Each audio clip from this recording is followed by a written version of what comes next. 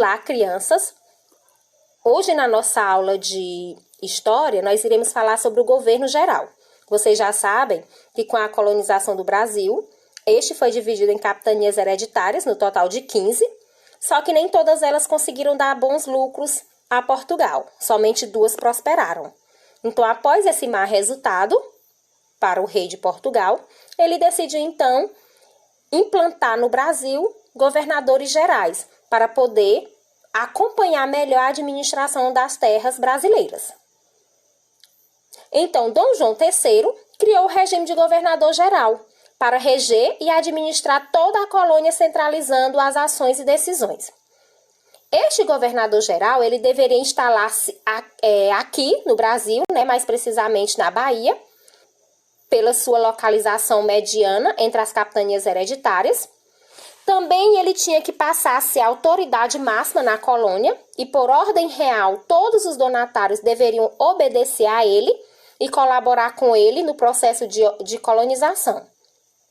Além dessas funções, o governo geral também deveria dar assistência às capitanias, cuidar da justiça e das finanças, defender os colonos, incentivar o cultivo da cana-de-açúcar, porque na época o açúcar estava com o preço bem elevado, então eles decidiram implantar o cultivo da cana-de-açúcar aqui no Brasil, explorar o pau-brasil e procurar outras riquezas no interior do território.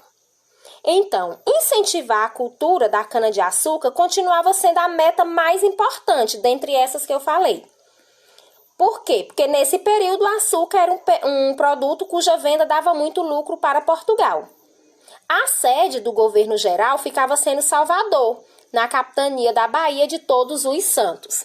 Então, o Brasil ele teve 3 governadores gerais. O primeiro deles foi Tomé de Souza, que chegou aqui no Brasil em 1549, trazendo juntamente com ele, além de soldados, muitos colonos e padres jesuítas, que tinham a função de catequizar nossos indígenas. Esses padres vieram sob a direção do padre Manuel da Nóbrega, que deu início à história da educação do Brasil, e ele também criou o primeiro bispado do Brasil, tendo como primeiro bispo o Dom Pero Fernandes Sardinha.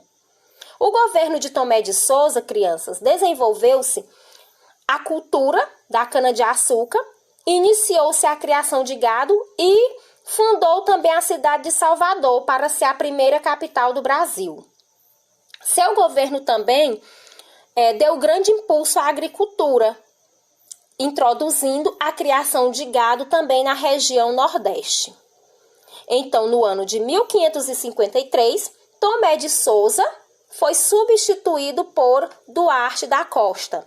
Então, a partir de agora, de 1553, Duarte da Costa passou a ser o segundo governador-geral do Brasil, substituindo Tomé de Souza. Então, ele governou de 1553 a 1558. E com ele também vieram mais jesuítas, entre eles o padre José de Anchieta.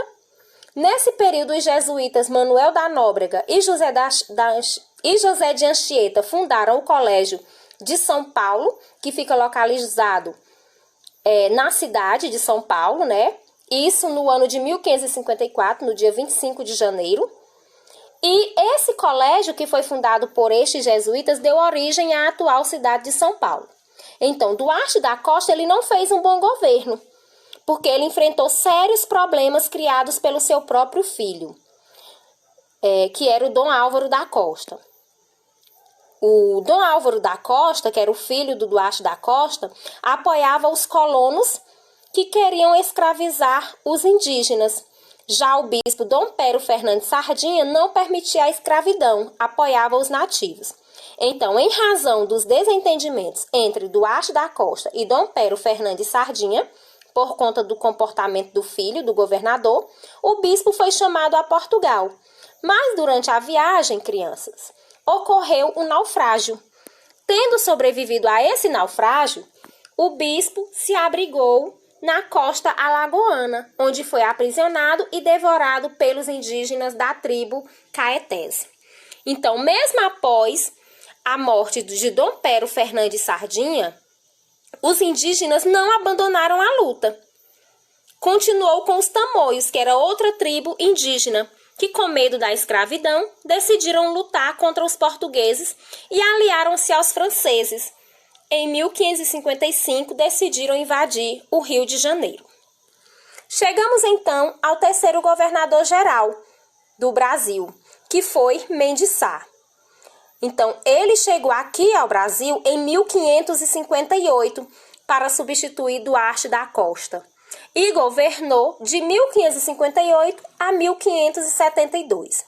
Durante o governo de Mendes Sá, ele solucionou vários problemas, como restabeleceu a paz entre os indígenas e os portugueses com a ajuda de Manuel da Nóbrega e José de Anchieta, ou seja, ele pôs fim à Confederação dos Tamoios. Expulsou os franceses da cidade do Rio de Janeiro e em 1567, com a ajuda do seu sobrinho Estácio de Sá, desenvolveu a agricultura e a pecuária. Ainda no governo de Mendes Sá, ele fundou o Forte de São Sebastião e ao redor dele surgiu um povoado que deu origem à cidade do Rio de Janeiro. Então, Mendes Sá governou até 1572, quando veio a falecer. O governo geral passou, então, a ter duas sedes, uma no Rio de Janeiro e outra em Salvador. A divisão não deu certo e Salvador voltou a ser a única sede do governo. Então, aqui vocês podem observar a fotografia do Mendes Sá, que foi o terceiro governador-geral do Brasil, e ao lado o Palácio do Governo, que ficava na cidade, na época, né, Salvador.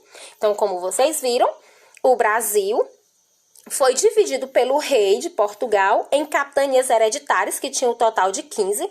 Não deu certo essa divisão, porque alguns colonos não sabiam investir ou não tinham como investir nessas terras, né? Então, nem todas conseguiram prosperar. Outras não tinham as terras tão boas. Então, somente duas conseguiram prosperar. Sendo assim, os lucros não eram como o rei almejava. Então, ele decidiu implantar esses governadores, né, esse governo geral, para poder ajudar na administração.